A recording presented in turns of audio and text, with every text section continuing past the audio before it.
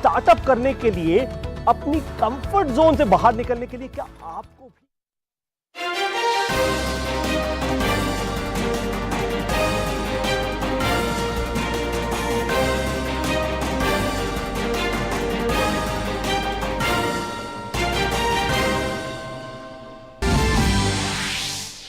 सत्रहवें G20 शिखर सम्मेलन में भाग लेने के लिए बाली पहुंचे प्रधानमंत्री नरेंद्र मोदी। सम्मेलन में भाग लेने के अलावा दुनिया भर के बड़े नेताओं से करेंगे द्विपक्षीय बैठकें। सम्मेलन के समापन सत्र में इंडोनेशिया के राष्ट्रपति G20 की अध्यक्षता पीएम मोदी को सौंपेंगे।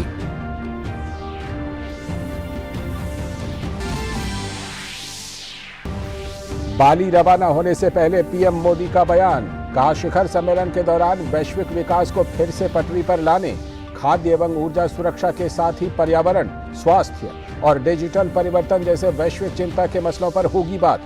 भारत की उपलब्धियों और वैश्विक चुनौतियों का सामूहिक रूप से सामना करने की प्रतिबद्धता को दुनिया के सामने करेंगे पेश।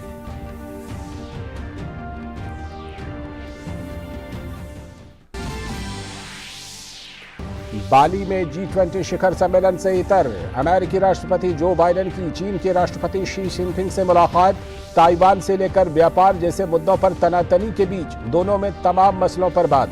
शी जिनपिंग ने कहा द्विपक्षीय संबंधों को आगे ले जाने के लिए सही रास्ते पर आगे बढ़ने की जरूरत।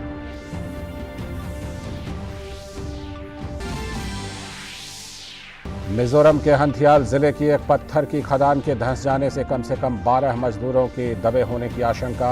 हादसा सोमवार दोपहर में हुआ।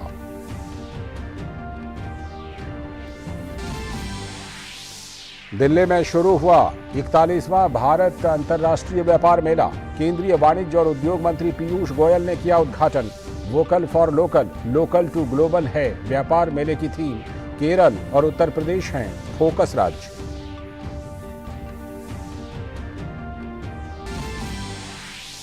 दो 2022 के राष्ट्रीय खेल पुरस्कारों का ऐलान। अचंता शरद कमल को मिलेगा मेजर ध्यानचंद खेल रत्न पुरस्कार। लक्ष्य सेन, एचएस प्रणॉय और प्रज्ञानंदा समेत 25 खिलाड़ियों को मिलेगा अर्जुन पुरस्कार।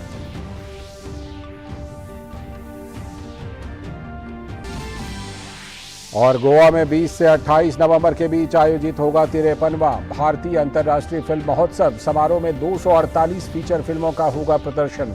फ्रांस कंट्री इन फोकस के रूप में होगा महोत्सव में शामिल। दादा साहेब फाल्के पुरस्कार विजेता आशा पारेख की 3 फिल्मों का भी होगा प्रदर्शन।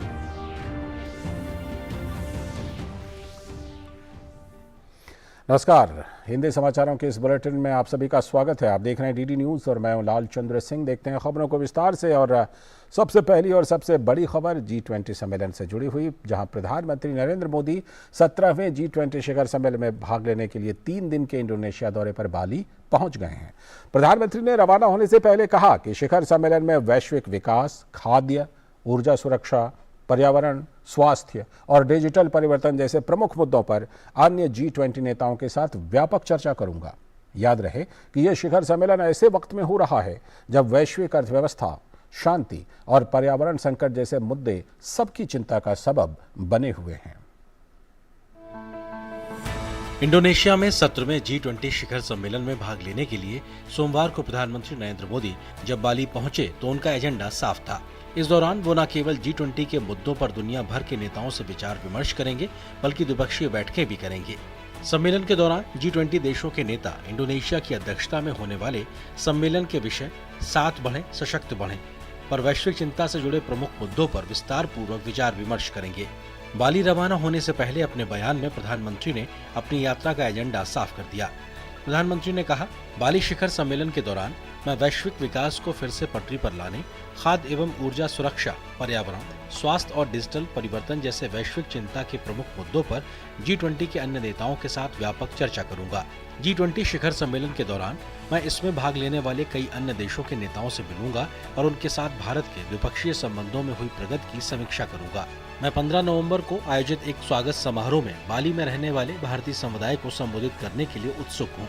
प्रधानमंत्री ने साफ कहा कि वो इस दौरान भारत की प्रतिबद्धताओं के बारे में बताएंगे और इन पर व्यापक चर्चा करेंगे। प्रधानमंत्री ने कहा, G20 शिखर सम्मेलन में अपनी बातचीत के दौरान मैं भारत की उपलब्धियों और वैश्विक चुनौतियों का सामूहिक रूप से सामना करने के लिए हमारी अटूट प्रतिबद्धता पर प्रकाश डालूंगा।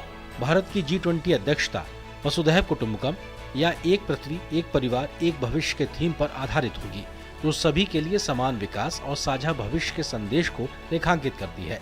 प्रधानमंत्री नरेंद्र मोदी सोमवार देर शाम यहां बाली में पहुंचे।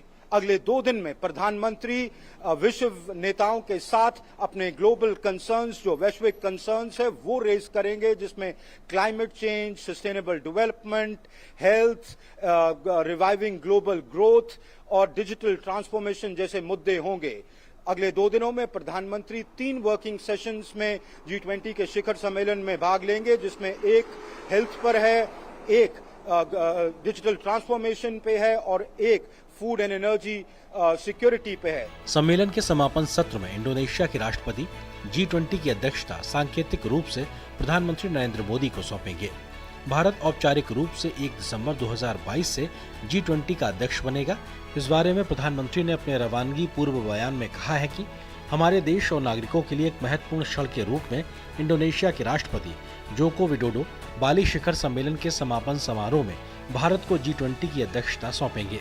भारत आधिकारिक तौर पर 1 दिसंबर 2022 से G20 की अध्यक्षता ग्रहण करेगा। मैं अगले साल G20 शिखर सम्मेलन में G20 के सदस्यों तथा अन्य आमंत्रित लोगों को भी अपना व्यक्तिगत निमंत्रण दूंगा। पूरे इंडोनेशिया में इस बात की बहुत अच्छी जानकारी है कि भारत की साख विश्व में पिछले कुछ सालों में बहुत बढ़ी है। भारत की अपनी अर्थव्यवस्था में बहुत ज़्यादा सुधार आया है।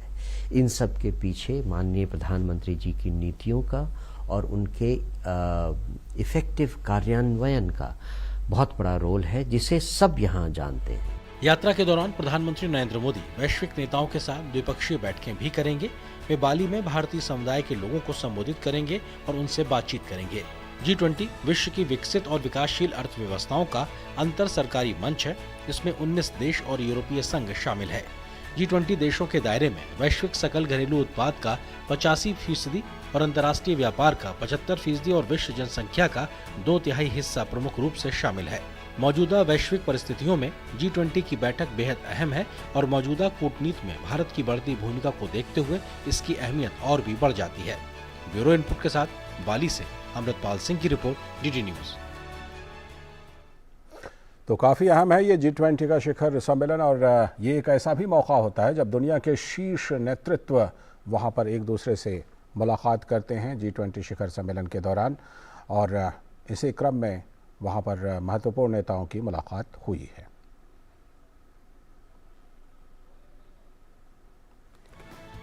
इंडोनेशिया के लोकप्रिय पर्यटन स्थल बाली में विश्व की सबसे बड़ी 20 अर्थव्यवस्थाओं के नेताओं का जमावड़ा। बाली मंगलवार और बुधवार को होने वाले शिखर सम्मेलन के लिए पूरी तरह तैयार है।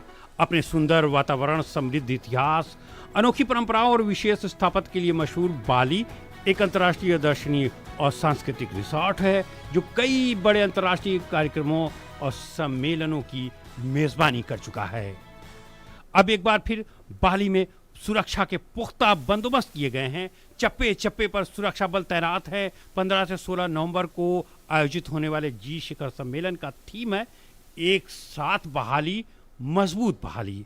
अमेरिका के राष्ट्रपति जो बाइडेन, चीन के राष्ट्रपति शी जिनपिंग और ऑस्ट्रेलिया के प्रधानमंत्री अल्बनीज और जापान के PM फुमियो किशिदा सम्मेलन में भाग लेने के लिए इंडोनेशिया पहुंच चुके हैं।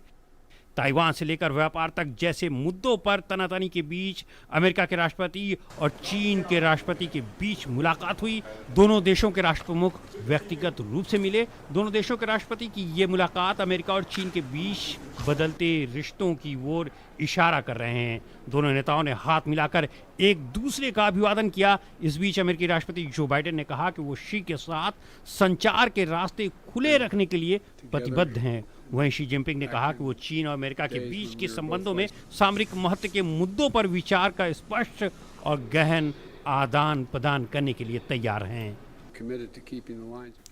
जैसा कि आप जानते हैं, मैं व्यक्तिगत रूप से आपके और मेरे बीच बातचीत को खुला रखने के लिए प्रतिबद्ध हूं। इस बैठक में हमारी सरकारें हैं, हमारे दोनों देश हैं। हमेशा की तरह मैं चीन US में रणनीतिक महत्व के मुद्दों पर आपके साथ स्पष्ट और गहन विचारों का आदान प्रदान करने के लिए तैयार हूं। संबंधों और इस बैठक में प्रमुख वैश्विक और क्षेत्रीय मुद्दों पर दोनों देशों और समग्र रूप से दुनिया के विकास के ट्रैक पर हम साथ हैं। अमेरिकी राष्ट्रपति जो बाइडेन ने इंडोनेशिया के राष्ट्रपति जोको विडोडो से भी मुलाकात की। बाइडेन ने इंडोनेशिया में जलवायु और खाद्य सुरक्षा जैसे कई क्षेत्रों में निवेश की घोषणा की। इसमें कार्बन कैप्चर पर एक्सॉनबिल और इंडोनेशिया की ऊर्जा कंपनी पार्टिमिना के बीच $2.5 बिलियन का समझौता भी शामिल है।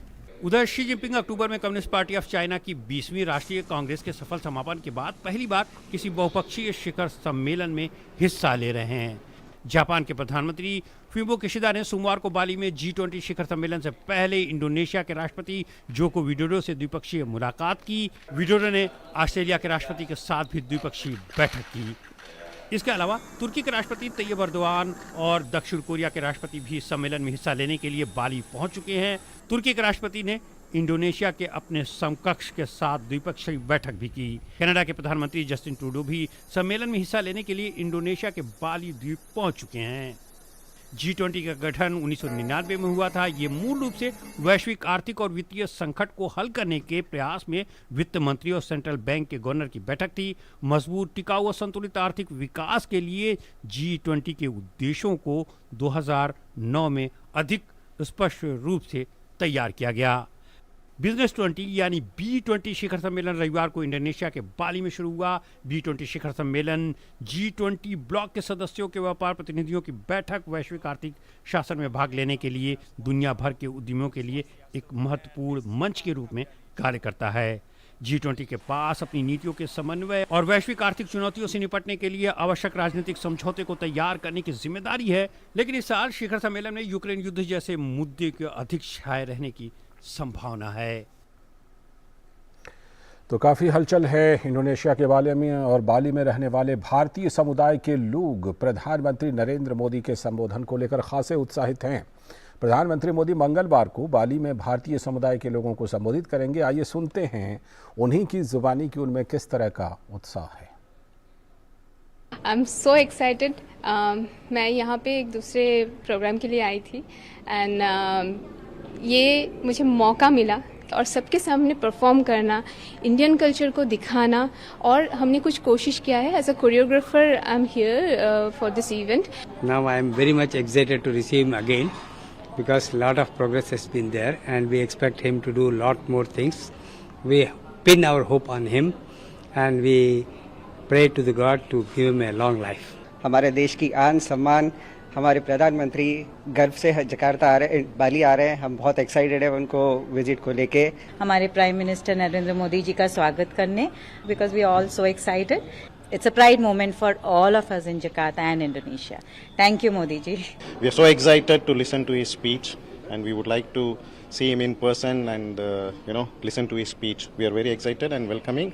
Long live Shri Narendra Modi ji. G20 का दिसंबर से भारत यजमान बनेगा, उसकी वजह से मोदी जी का यहाँ का विजिट और इम्पोर्टेंट होगा, और वो कम्युनिटी के साथ भी वक्त, उसमें उनके छोटे से शेड्यूल में वो कम्युनिटी के साथ भी वक्त गुजारना चाहते हैं। ये हमारे लिए बहुत अच्छी बात है। बहुत गर्व फील कर रहे हैं कि मोदी जी यहाँ पे आके विजिट कर रहे हैं बाली जैसे जगह पे।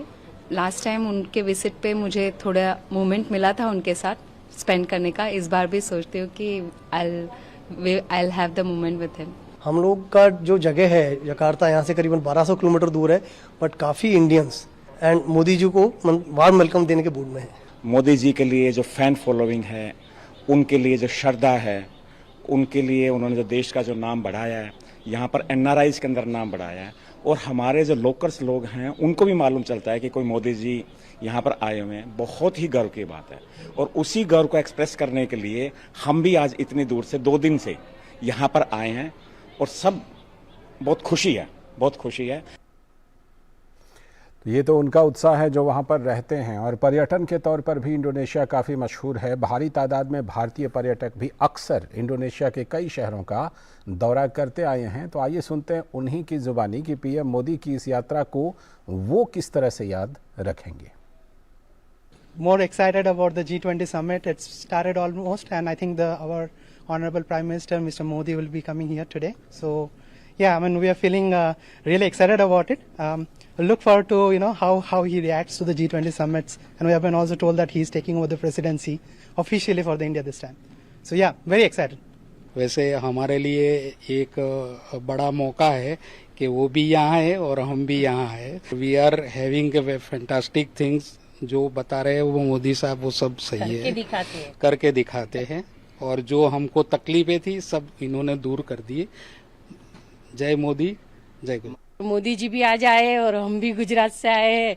जय जय मोदी, जय जय गुजरात. मोदी जी अच्छा कर रहे हैं, सब अच्छा कर रहे हैं, डेवलप अच्छा कर रहे हैं और उसका जो फॉर्मूला है विकास विकास विकास भी अच्छा है. हमारे गुजरात में भी है, ऑल ओवर इंडिया में भी है. और अब रुख कर लेते हैं कुछ और बड़ी खबरों का. भारतीय थल सेना के उप प्रमुख लेफ्टिनेंट जनरल BS राजू ने आज कहा कि भारतीय सेना स्वदेशी आधुनिकीकरण के लिए तैयार है और उसने रक्षा निर्माण में निजी क्षेत्र के महत्व को रेखांकित किया है. लेफ्टिनेंट जनरल BS राजू ने ये बयान बेंगलुरु के भारतीय सेना सेवा कोर सेंटर एंड कॉलेज में आर्मी डिज़ाइन ब्यूरो के एक क्षेत्रीय टेक्नोलॉजिकल नोड के उद्घाटन समारोह में दिया. कर्नाटक के स्वास्थ्य और चिकित्सा शिक्षा मंत्री डॉक्टर के सुधाकर ने सेना डिज़ाइन ब्यूरो के दूसरे क्षेत्रीय प्रौद्योगिकी नोड का उद्घाटन किया. लेफ्टिनेंट जनरल राजू ने कहा कि भारतीय सेना ने रक्षा निर्माण में निजी क्षेत्र के महत्व को रेखांकित किया है. हम निजी क्षेत्र की भागीदारी चाहते हैं. उन्होंने कहा कि रक्षा अनुसंधान और विकास बजट का 25% स्थानीय उद्योग के लिए दिया गया है. One of the most important thing is also that you must have the capacity to scale up production in times of national crisis. This should always be at the back of your mind, and whatever is required to ensure that needs to be done to handhold you to keep and maintain that capacity is something we can work together. From my side, I would like to give assurance to the industry that we will take all necessary actions for the defense industry to grow and keep our nation safe. और अब एक हादसे की खबर. मिजोरम के हनहथियाल ज़िले में एक पत्थर की खदान ढहने की घटना सामने आई है जिसमें कम से कम 12 मजदूरों के फंसे होने की आशंका जताई जा रही है. घटना दोपहर करीब 3 बजे हुई जब हनहथियाल के मौदह गांव में ABCI इंफ्रास्ट्रक्चर प्राइवेट लिमिटेड के मजदूर खदान में काम कर रहे थे. स्थानीय लोगों के मुताबिक खदान में मजदूर तोड़ फोड़ कर पत्थर जमा कर रहे थे, तभी ऊपर से मिट्टी धंस गई. ये कंपनी वर्तमान में हनथियाल और डॉन गांव के बीच एक राजमार्ग का निर्माण कर रही है जहां खदान से पत्थर को जमा करने के काम में इन मजदूरों को लगाया गया था. राहत और बचाव कार्य युद्ध स्तर पर जारी है. आइजोल से करीब 160 किलोमीटर दूर दक्षिणी मिजोरम के हनथियाल ज़िले में स्थित खदान में ये घटना हुई. इसमें ज़्यादातर मजदूर बिहार के बताए जा रहे हैं. राजधानी नई दिल्ली में शिक्षा संस्कृति उत्थान न्यास द्वारा तीसरे ज्ञानोत्सव 2079 का आयोजन किया जा रहा है. आत्मनिर्भर भारत की संकल्पना पर आधारित 17 से 19 नवंबर तक चलने वाले इस ज्ञानोत्सव में 4000 से भी अधिक शिक्षाविद और नीति निर्धारक और छात्र भाग लेंगे. देखते हैं OP यादव की ये रिपोर्ट. देश में मूल्य आधारित शिक्षा और भारतीय ज्ञान प्रणाली को बढ़ावा देकर शिक्षा तंत्र में आधारभूत बदलाव लाने के क्रम में राष्ट्रीय स्वयंसेवक संघ के सहयोगी संगठन शिक्षा संस्कृति उत्थान न्यास द्वारा ज्ञानोत्सव 2079 का आयोजन किया जा रहा है. 17 से 19 नवंबर तक नई दिल्ली में आयोजित होने जा रहे ज्ञानोत्सव के विषय पर आयोजित प्रेस वार्ता में मीडिया से बात करते हुए न्यास के राष्ट्रीय सचिव अतुल कोठारी ने कहा कि भारत की पारंपरिक शिक्षा पद्धति के संरक्षण व संवर्धन के साथ नई पीढ़ी में संस्कारों से युक्त ज्ञान परंपरा का विस्तार करना ही ज्ञानोत्सव का मकसद है. पूरी शिक्षा का हम इसमें समावेश करना चाहते हैं और देश भर में क्या है कि शिक्षा नीति अभी सरकार का प्रयास है सबका, लेकिन अभी अधिकतर शहरों तक पहुंची है, गांवों तक, कस्बों तक, महाविद्यालय विद्यालय तक वहां नहीं पहुंची है. तो उसको पहुंचाना है और क्रियान्वयन भी करना है, दोनों बातें होनी है. ज्ञानोत्सव के इस शिक्षा पर्व के विषय पर बोलते हुए भारतीय विश्वविद्यालय संघ की महासचिव डॉक्टर पंकज मित्तल ने कहा कि 3 दिन तक चलने वाले इस समागम में विविध तरह के शिक्षा सुधार से जुड़े सत्र रखे गए हैं. इम्प्लीमेंटेशन ऑफ NEP, दूसरा है स्किल एजुकेशन को कैसे हायर एजुकेशन के साथ इंटीग्रेट किया जाए, और जो स्टार्टअप्स हैं, इनोवेशंस हैं, एंटरप्रेन्योरशिप है, जो यूनिवर्सिटीज़ ने किया अपने अपने स्तर पे, उसको वो दिखाएं कि हमने क्या स्टार्टअप शुरू किए, हमने कैसे इनोवेशंस किए. बहुत सारी नई नई चीज़ें उसमें देखने को मिलेंगी. पत्रकार वार्ता में मौजूद इंदिरा गांधी राष्ट्रीय मुक्त विश्वविद्यालय के कुलपति प्रोफेसर नागेश्वर राव ने कहा कि पारंपरिक व आधुनिक शिक्षा पद्धति में सुधार के लिहाज से ये सम्मेलन काफी महत्वपूर्ण है। हम लोग जो एनईपी में काम अच्छा कर रहे हैं उनका प्रस्तुतिकरण करा रहे हैं, टेम्पल मैनेजमेंट। तो लोगों को लगा ये तो बहुत अच्छी बात है। फिर लोगों को लग रहा था कि क्या ज्योतिष में कोर्स शुरू हो सकता है, वेद में शुरू हो सकता है। हमने शुरू करके दिखा दिया। 3 दिवसीय इस ज्ञान रूपी प्रकाश उत्सव के दौरान शिक्षा में कौशल विकास, स्टार्टअप और अनुसंधान, राष्ट्रीय शिक्षा नीति 2020 का क्रियान्वयन और आत्मनिर्भर भारत में शैक्षिक संस्थाओं की भूमिका जैसे महत्वपूर्ण विषयों पर न केवल विचार विमर्श होगा बल्कि समाधान परक निष्कर्ष भी निकलेगा। ज्ञानोत्सव 2079 भारत की सदियों पुरानी सनातन संस्कृति और राष्ट्रीय स्वाभिमान की प्रतीक शिक्षा को आगे बढ़ाने के लिए ज्ञानोत्सव का आयोजन किया जा रहा है। 3 दिन तक चलने वाले इस आयोजन के जरिए न केवल प्राथमिक बल्कि माध्यमिक और उच्च स्तरीय शिक्षा में न केवल आमूलचूल बदलाव के लिए सुझाव दिए जाएंगे बल्कि विशेषज्ञों द्वारा इस शिक्षा के महत्व और भविष्य की पीढ़ी के लिए नैतिक मूल्य, संस्कार, विचार और व्यवहार का ज्ञान भी प्रदर्शित किया जाएगा। मेरे सहयोगी कैमरामैन शुभम के साथ मैं OP Yadav, DD news, Delhi. और अब बात इफ़ी महोत्सव समारोह की। गोवा में आगामी 20 से लेकर 28 नवंबर 2022 तक आयोजित होने वाले 53वें भारतीय अंतर्राष्ट्रीय फिल्म महोत्सव पर नई दिल्ली के राष्ट्रीय मीडिया केंद्र पर cut and razor press conference आयोजित की गई। इस बार महोत्सव में दुनिया भर की 248 फीचर फिल्में प्रदर्शित की जाएंगी। तो वहीं 53वें भारतीय अंतर्राष्ट्रीय फिल्म महोत्सव में फ्रांस कंट्री इन फोकस के रूप में शामिल हो रहा है। सिनेमा के आनंद का उत्सव मनाने के लिए गोवा में 20 से 28 नवंबर 2022 के दौरान 53वां भारतीय अंतर्राष्ट्रीय फिल्म महोत्सव आयोजित होने वाला है। इस महोत्सव का उद्देश्य दुनिया भर के फिल्म निर्माताओं को अपनी प्रतिभा का प्रदर्शन करने और सिनेमा की उत्कृष्टता को सामने लाने के लिए एक साझा मंच प्रदान करना है। नई दिल्ली में 53वें भारतीय अंतर्राष्ट्रीय फिल्म महोत्सव की जानकारी देते हुए केंद्रीय सूचना एवं प्रसारण राज्य मंत्री एल मुरुगन ने बताया कि फिल्म महोत्सव में फ्रांस कंट्री इन फोकस के रूप में शामिल हो रहा है। फ्रांस की 8 बेहतरीन फीचर फिल्में महोत्सव के दौरान दिखाई जाएंगी। यही नहीं, दादा साहेब फाल्के पुरस्कार से सम्मानित अभिनेत्री आशा पारेख की 3 चुनिंदा फिल्में भी इस बार महोत्सव में प्रदर्शित की जाएंगी। केंद्रीय मंत्री मुरुगन ने बताया कि इस बार सत्यजीत रे लाइफ टाइम सम्मान स्पेन के डायरेक्टर, राइटर, एक्टर कार्लोस सोरा को दिया जाएगा। The most prestigious award of the festival. Every year we are going to give for the lifetime achievement of, that is Satyajit Ray Lifetime Achievement Award 2022, which will be given to Mr. Carlos Sora, a 19-year-old film director, photographer and writer, most relevant filmmaker from Spain. इस महोत्सव का आयोजन film समारोह निदेशालय, सूचना और प्रसारण मंत्रालय, भारत सरकार और गोवा राज्य सरकार द्वारा संयुक्त रूप से किया जाता है। सूचना एवं प्रसारण मंत्रालय सचिव ने बताया कि टिकटों की बिक्री 18 नवंबर से शुरू हो जाएगी। उन्होंने पहली बार शामिल होने वाले तमाम पहलुओं की भी जानकारी दी। The film bazaar of IFFI this time would be substantially changed from what it has been in the previous years, because this is the first year when pavilions are being placed on a very beautiful promenade along the sea in Panaji. For the first time, this time in IFFI, technology exhibition of media and entertainment will be held. This is the first, which has never happened earlier. पहली बार ministry of Ayush यहाँ पर जो कि official wellness partner हैं delegates के, तो वो योगा को प्रमोट करेंगे। जगह जगह उसके योगा के डिमॉन्स्ट्रेशंस होंगे और हेल्थ चेकअप होगा। बाकी होम्योपैथी, नेचुरोपैथी, आयुर्वेदा, इसका जो डेलीगेट्स होंगे उनको उसके बारे में जानकारी दी जाएगी। 1952 में स्थापित भारतीय अंतर्राष्ट्रीय फिल्म महोत्सव एशिया के सबसे प्रमुख फिल्म समारोह में से एक है, जिसमें इस बार महोत्सव में दुनिया भर की 248 फीचर फिल्में प्रदर्शित की जाएंगी, जबकि कान फिल्म महोत्सव से प्रेरित कुछ नए पहलुओं को भी इस बार के फिल्म महोत्सव में शामिल किया जाएगा। Book to box office, creative minds, Goa के ग्रामीण इलाकों में फिल्म दिखाना, योगा को प्रचारित करना जैसे तमाम नए प्रयास इस बार के फिल्म महोत्सव का हिस्सा बनेंगे। साइमा के साथ ऋषि कुमार, डीडी न्यूज, दिल्ली। और अब जल्दी से देख लेते हैं फटाफट कुछ राष्ट्रीय खबरें।